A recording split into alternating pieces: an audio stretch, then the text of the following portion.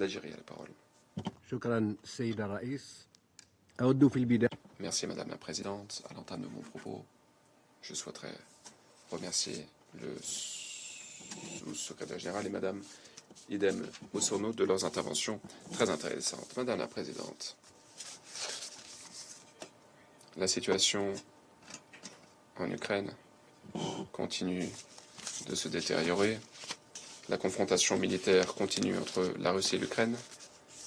Cette situation menace la paix et la sécurité internationale. C'est une situation éminemment complexe. Elle a un impact délétère sur toute perspective de cessation des hostilités. L'opération militaire continue, hélas, entraînant dans son sillage la destruction de vies, de femmes, d'enfants. Cette souffrance humanitaire continue de s'alourdir. Le nombre de personnes déplacées, le nombre de personnes déplacées et blessées continue d'augmenter. Les civils peinent à survivre. Les infrastructures sont de plus en plus détruites, ce qui limite la capacité des personnes à se relever, à se reconstruire. Et dans ce contexte, l'Algérie a toujours exprimé sa grave préoccupation quant au fait que les civils et les infrastructures civiles soient ciblées. De telles attaques violent les règles du droit international et notamment le DIH. Par ailleurs, cette guerre a un impact sur différentes régions du monde, notamment les pays en développement. Les chaînes d'approvisionnement sont perturbées. Ce choc économique a un impact sur les cours des denrées alimentaires, les cours de l'énergie.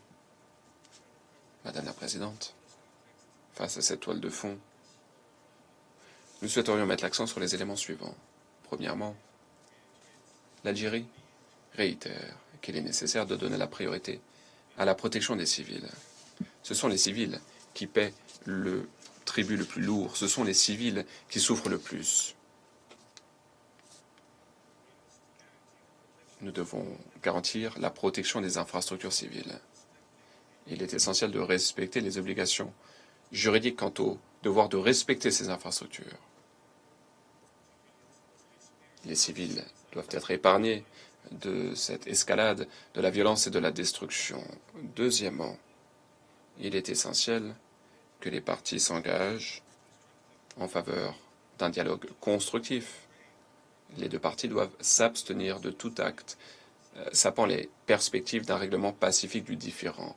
Une polarisation ne fera qu'alimenter les divisions et cela entravera tout processus politique. Par ailleurs, il est essentiel de reprendre le dialogue et les négociations directes, puisque c'est la seule façon de parvenir à la paix durable. La guerre, quant à elle, a démontré son incapacité à parvenir à un cessez-le-feu ou une solution pacifique. Troisièmement, nous encourageons les efforts diplomatiques visant à rapprocher les parties. Nous appelons à nouveau la communauté internationale à créer les conditions propices aux négociations et à garantir un dialogue constructif afin de parvenir à une solution pacifique dans le cadre de consultations entre les parties en vue d'une paix pérenne. En guise de conclusion, l'Algérie réitère son engagement à contribuer aux efforts d'appui de la démocratie,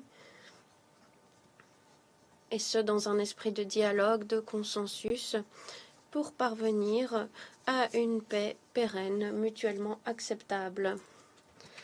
Une telle solution serait conforme aux buts et principes de la Charte de l'ONU et devrait tenir compte des préoccupations sécuritaires légitimes des parties afin de préserver la paix et la sécurité internationale. Merci. Je remercie l'Algérie,